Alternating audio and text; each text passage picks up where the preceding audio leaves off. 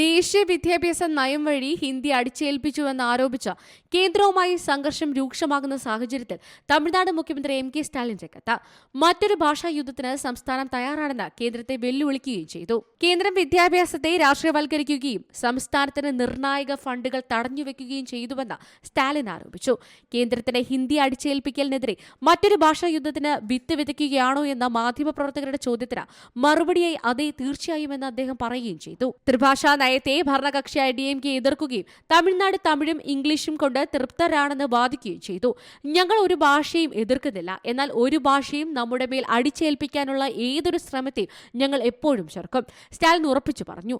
1965 DMKയുടെ ഹിന്ദി വിരുദ്ധ പ്രക്ഷോഭം മുന്നറിയിപ്പായിരുന്നുവെന്നും അദ്ദേഹം പറഞ്ഞു.